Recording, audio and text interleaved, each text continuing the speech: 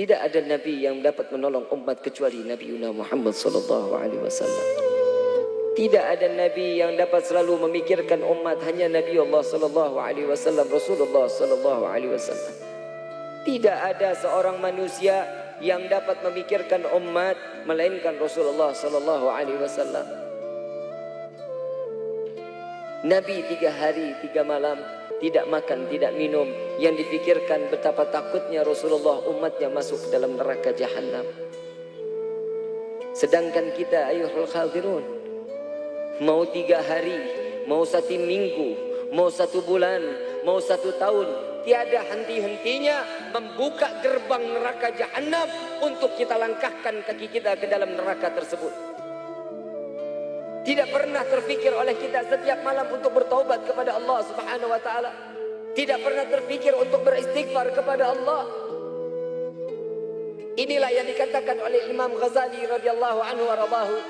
Al-Imam Ghazali mengatakan hijrah tersebut dari tempat yang satu ke tempat yang lain, dari yang buruk menjadi kebaikan, ini adalah tempat dan momen tersebut yang terdapat kebaikan-kebaikan di sisi Allah. Tahun lalu kita lupa beribadah kepada Allah, rubah tahun ini untuk kita makin taat beribadah kepada Allah Subhanahu wa taala. Sudah cukup kita membuat sedih hati Nabi sallallahu alaihi wasallam. Di dalam riwayat yang lain, Siti Aisyah radhiyallahu anha wa radhaha, beliau tiap malam tidak pernah memandang wajah Rasul sallallahu alaihi wasallam dalam keadaan tertidur. Sampai Siti Aisyah melihat Nabi dalam keadaan beribadah kepada Allah. Siti Aisyah mendekati Nabi, bertanya kepada Nabi, "Ya Rasulullah, apa yang kau lakukan sehingga setiap malam aku tidak pernah memandangmu dalam keadaan tertidur atau terpejam matamu, ya Rasulullah?" Apa jawaban Rasulullah?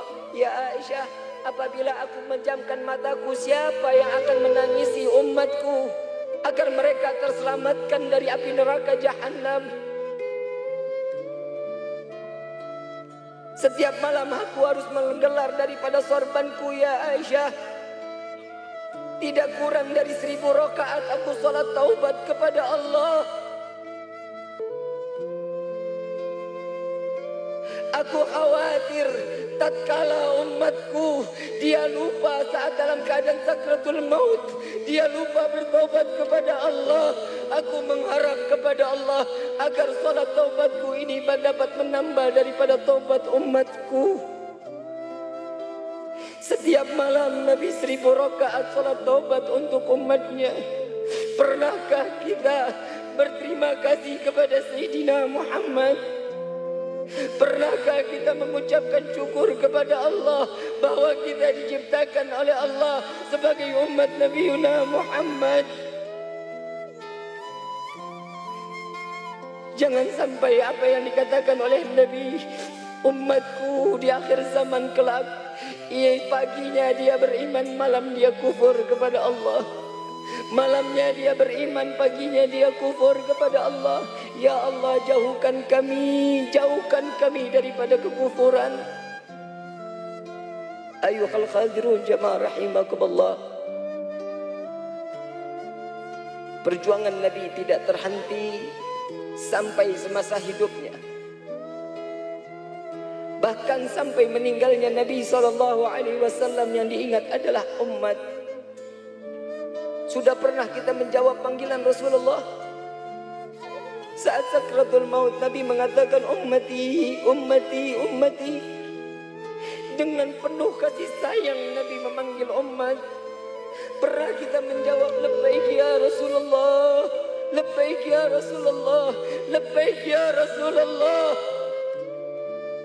Tidak ada lisan lagi yang dapat menjawab dari perkataan Nabi Muhammad.